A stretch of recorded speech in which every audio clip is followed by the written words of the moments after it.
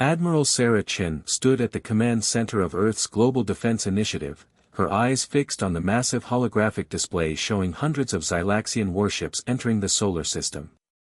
Their crystalline vessels sparkled like deadly diamonds against the backdrop of space, each one bristling with weapons that could vaporize a city.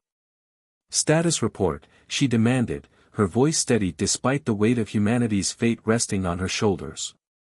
Colonel Marcus Rodriguez approached with a tablet. "The Xylaxians have breached Mars' orbit. Their quantum sensors are exactly as our deep space probes predicted, highly advanced but extremely rigid in their detection parameters."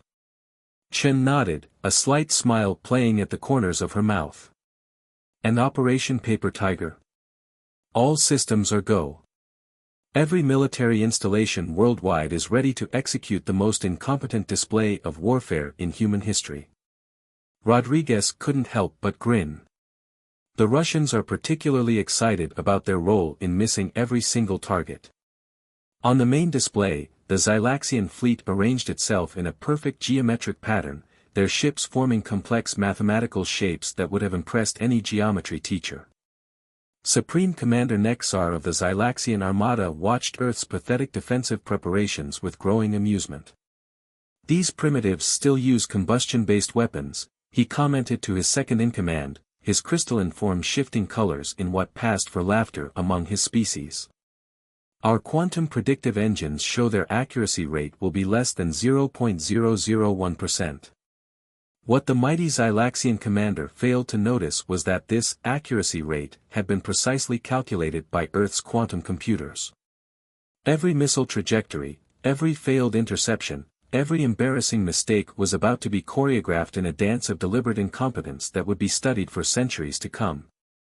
In a hidden facility beneath the Pacific Ocean, Dr. Maya Patel monitored the quantum entanglement network that Earth had spent the last decade secretly building. "The Xylaxians are taking the bait," she reported. "Their formation is exactly where we need them to be." Back in the command center, Admiral Chen addressed the assembled military leaders from around the world. "Remember, we have one shot at this. The Xylaxians believe themselves to be supreme beings, incapable of comprehending deliberate failure. Their arrogance will be their undoing." The first phase began. Across the globe, missile launches lit up the sky in a spectacular display of apparent incompetence. Each missile sailed past the Xylaxian ships by exactly the calculated distance needed to reinforce their belief in human military inadequacy while simultaneously herding them into position. The Xylaxians responded exactly as predicted, their ships spreading out in ever more complex geometric patterns to showcase their superior tactical doctrine. They never questioned why every human missile managed to miss by the same precise margin, too busy documenting what they believed would be a textbook example of primitive warfare for their military archives. Supreme Commander Nexar was composing his victory speech when Colonel Rodriguez turned to Admiral Chen with a knowing look. "Ma'am, the Xylaxians have achieved optimal spacing. Operation Paper Tiger is ready for Phase 2. Chen took a deep breath, thinking of all the generations of humans who had dreamed of reaching the stars, only to find them filled with enemies who saw Earth as nothing more than another conquest. "Initiate Operation Paper Tiger, Phase 2. Let's show these geometric geniuses why humans are the galaxy's greatest improvisers." The trap was set. Now it was time to spring it. Dr. Maya Patel's fingers danced across the quantum interface as she monitored the expanding network of microscopic sensors carefully positioned throughout the solar system. Each sensor, no larger than a grain of sand, had been deliberately scattered by what the Xylaxians dismissed as failed satellite launches over the past week. Phase 2 quantum grid synchronization at 98.7%, she reported to Admiral Chen. "The Xylaxians still think our satellites are malfunctioning due to combat stress." In the crystalline command chamber of the Xylaxian flagship, Supreme Commander Nexar's form rippled with amusement as he watched another wave of Earth's missiles perform what appeared to be a drunken ballet through space. "Record everything," he ordered. "This will make an excellent case study in primitive warfare at the Imperial Academy." His tactical officer, VEX-17, displayed a holographic analysis of the human attacks. Supreme Commander, I've noticed an unusual pattern. Every missile maintains a minimum distance of exactly 5 kilometers from our vessels. Clearly their guidance systems are even more primitive than we thought, Nexar dismissed. They can't even achieve random failure properly. Deep beneath the Himalayan mountains, Colonel Li Wei of the Chinese Space Force coordinated with Russian counterparts to launch what appeared to be a desperate counterattack. Missiles streaked from silos across Asia, their trajectories carefully calculated to look chaotic while forming an invisible net around the Xylaxian fleet. The aliens are responding exactly as predicted, Li reported to Admiral Chen. They're spreading their formation wider to demonstrate their superior tactical doctrine. In orbit around Jupiter, automated factories continued their silent work, manufacturing thousands of quantum-linked microdevices. The Xylaxians had detected the activity but classified it as desperate mining operations, their rigid minds unable to conceive of weapons that didn't broadcast power signatures. Dr. Patel's team worked tirelessly in their underwater facility, using Earth's quantum computers to calculate the precise positions needed for the next phase. Admiral, she called, we've achieved optimal fleet dispersion. The Xylaxians have spread their ships exactly 43% farther apart than their optimal combat formation. Supreme Commander Nexar was recording his final observations before launching the invasion. These humans persist in their futile resistance. Their missiles continue to miss by predictable margins, their communications grow increasingly desperate, and their orbital platforms are powering down one by one.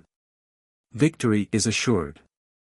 In the Global Defense Initiative Command Center, Admiral Chen received confirmation that Phase 2 was complete. The Xylaxian fleet had been stretched to its operational limit, their perfect geometric formations now covering twice the volume of space they had originally occupied. Commence Phase 3, she ordered. Let's show these geometric perfectionists why humanity's greatest strength has always been our ability to think outside their perfectly calculated boxes. As if on cue, Earth's remaining orbital platforms began powering down in sequence, their energy signatures fading to nothing. The Xylaxians detected what they believed to be the final surrender of humanity's space-based defenses. They never noticed the quantum entanglement field quietly activating between their meticulously spaced ships, linking each position in space to the microscopic devices that had been waiting patiently in the void. Colonel Rodriguez approached Admiral Chen with the final confirmation. Ma'am, Operation Paper Tiger Phase 3 is ready. The quantum grid is complete. Chen nodded, her eyes fixed on the holographic display showing the Xylaxian fleet spread out in their beautiful, vulnerable formation. Send the signal. It's time to show them why you should never trust a species that invented poker. The quantum entanglement field hummed silently through space, invisible to the Xylaxian sophisticated sensors. Dr. Patel watched as the final connections formed between the microscopic devices, creating a web of quantum-linked points that perfectly mirrored the Xylaxian fleet's formation. Quantum grid convergence achieved, she announced. Every Xylaxian ship is now surrounded by exactly 16 quantum-linked points in three-dimensional space. Supreme Commander Nexar observed Earth's apparent surrender with satisfaction. The humans' orbital platforms had gone dark, their missile launches had ceased, and their communications had devolved into chaotic, disorganized chatter. Begin landing preparations, he ordered. These primitives have finally accepted their inevitable defeat. In a hardened bunker beneath the Australian outback, Dr. Emma Harrison made the final adjustments to the quantum probability engine. Her team had spent years developing this technology in secret, knowing that humanity's survival might one day depend on exploiting the one weakness all advanced civilizations shared, their inability to conceive of deliberate inefficiency. The quantum field is stable, she reported to Admiral Chen. Ready to initiate the probability cascade on your command. Chen turned to the assembled military leaders in the command center. Operation Paper Tiger was never about our missiles hitting their targets. It was about making them believe we couldn't hit anything at all. Colonel Rodriguez displayed a holographic simulation of what was about to happen. The Xylaxians pride themselves on geometric precision. Their tactical doctrine requires them to maintain perfect mathematical spacing between ships. We used that against them, encouraging them to spread out by making them think they were dodging random, incompetent attacks. In orbit, the Xylaxian fleet continued their perfect geometric dance, unaware that each carefully calculated position had been matched by quantum-linked devices that Dr. Patel's team had spent months positioning through apparently failed satellite launches and missile tests. Each ship is now exactly where we need it to be, Dr. Harrison explained. When we activate the quantum probability engine, it will create a localized field of quantum uncertainty around each vessel. Their perfect formation will become their perfect prison. Supreme Commander Nexar was preparing his victory speech when his sensors officer noticed something unusual. Supreme Commander, I'm detecting minor gravitational anomalies around our fleet. They appear to be some sort of quantum fluctuation. Impossible, Nexar dismissed. Human technology is nowhere near advanced enough to manipulate quantum fields. Run a diagnostic on the sensors. Admiral Chen gave the order they had all been waiting for. Initiate Operation Paper Tiger Final Phase. Show these geometric perfectionists why humans still teach Sun Tzu in military academies. Dr. Harrison activated the quantum probability engine. Across the void of space, thousands of quantum-linked devices simultaneously altered the probability fields around each Xylaxian ship. Their perfect formation, maintained with such mathematical precision, was about to become the key to their defeat. Remember, Chen addressed her crew, in war, the way is to avoid what is strong and to strike at what is weak. The Xylaxian strength was their precision. Their weakness was their inability to imagine that anyone would deliberately miss. The effects of the quantum probability engine were instantaneous and devastating. Around each Xylaxian ship, space itself seemed to shiver as probability fields collapsed and reformed in microsecond intervals. The perfect geometric formation that had been their pride became their prison. Supreme Commander Nexar watched in horror as his ships began to phase in and out of normal spacetime. What is happening? He demanded, his crystalline form flickering with alarm. Unknown, Supreme Commander, his science officer reported, panic evident in his harmonic voice. The quantum fluctuations are increasing exponentially. Our ships are being pulled into probability wells. Dr. Harrison monitored the cascade effect from her bunker. The quantum entanglement is stable. Each ship is now trapped in its own bubble of uncertain reality. Their precious formation has become a galaxy-sized Newton's cradle. In the command center, Admiral Chen watched as the mighty Xylaxian fleet began to disintegrate. Ships that had maintained precise distances of thousands of kilometers now found themselves occupying multiple probable positions simultaneously. Their rigid adherence to geometric perfection had become the framework for their destruction. The beauty of quantum uncertainty, Dr. Patel explained to the assembled leaders, is that it doesn't care about Xylaxian military doctrine. Their ships are experiencing every possible position within their formation simultaneously. Their own positioning protocols are tearing them apart. On the Xylaxian flagship, alarms blared as reality itself seemed to fragment. Our formation is breaking down. Vex 17 reported. The quantum distortions are using our own spacing against us. Every attempt to maintain position only makes it worse. Impossible. Nexar raged. These primitives were missing every target. Their weapons were ineffective. Their technology was inferior. Colonel Rodriguez allowed himself a grim smile. That's the problem with assuming your enemy is incompetent. Sometimes they're just setting you up for a very, very bad day. The quantum probability cascade reached critical mass. Ships that had been spread across millions of cubic kilometers of space began to experience simultaneous probability events. The Xylaxians' perfect geometric formation became their perfect trap, each ship's position mathematically linked to every other through the quantum entanglement field. Their rigid tactical doctrine won't let them break formation, Dr. Harrison observed. They're literally programmed to maintain these exact positions relative to each other. The more they try to hold position, the stronger the quantum feedback becomes. Admiral Chen watched as the first Xylaxian ships began to break apart, their crystalline structures unable to maintain coherence across multiple probability states. "Send the message," she ordered. "Let them understand exactly why they lost." The transmission was brief, broadcast on all frequencies in perfect Xylaxian mathematical language. "Your weakness was not your technology. It was your inability to imagine that perfection could be a trap. Humanity hasn't survived this long by being perfect. We've survived by being adaptable." Supreme Commander Nexar received the message just as his flagship began to experience critical quantum destabilization. In his final moments, he finally understood: every missed shot, every failed attack, every sign of human incompetence had been meticulously calculated to create this perfect moment of destruction.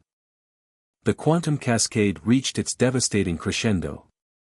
Across the solar system, the once mighty Xylaxian fleet dissolved into quantum probability storms, their perfect formation transformed into a web of destructive energy. Each ship's desperate attempt to maintain position only accelerated the cascade effect. Dr. Patel's quantum sensors recorded the event for posterity. The Xylaxians' rigid adherence to geometric perfection created a self-sustaining probability loop. Their ships are experiencing every possible position simultaneously, and their programming won't let them break formation to escape it. In the Australian bunker, Dr. Harrison monitored the quantum probability engine's output. The cascade is stable and self-propagating. Their own positioning protocols are amplifying the effect. They've become trapped in a prison of their own mathematical perfectionism. Admiral Chen watched as the Xylaxian fleet's destruction continued.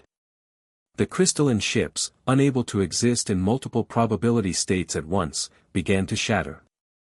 Their fragments, still caught in the quantum field, created a spectacular display of light and energy that would be visible from Earth for days. "Begin rescue operations," Chen ordered. "Target any survival pods or escape vessels. Show them that humanity's strength isn't just in our ability to win, but in our capacity for mercy." Colonel Rodriguez coordinated the rescue efforts. Most of their crew should survive. The quantum cascade was specifically calibrated to affect their ship's crystalline structure, not organic matter. They'll live to tell others about the day they underestimated humanity. In orbit around Jupiter, the automated factories began shutting down, their work complete. The quantum-linked devices that had spelled doom for the Xylaxian fleet continued their silent vigil, ready to protect Earth from any future invaders who might mistake technological advancement for tactical superiority. Dr. Harrison's team started collecting data from the quantum probability engine. The Xylaxians' defeat will revolutionize our understanding of quantum mechanics. Their mistake was assuming that perfect geometry was the ultimate expression of military power. Admiral Chen addressed the Global Defense Council. "Today we proved that humanity's greatest strength isn't in our ability to build perfect weapons or maintain perfect formations. It's in our ability to think asymmetrically, to turn our apparent weaknesses into strengths." The last Xylaxian ship disappeared in a flash of quantum energy, leaving behind only scattered crystalline fragments and a profound lesson: in the vastness of space, adaptability trumps perfection. Rescue ships launched from Earth, carrying medical teams and diplomatic personnel, ready to show the surviving Xylaxians that humanity could be both ingenious in victory and generous in triumph. "Send word to the Xylaxian Empire," Chen commanded. "Tell them that Earth is protected not by the perfection of our weapons, but by the creativity of our minds. We'll accept their surrender, and perhaps we can teach them something about the power of imperfection."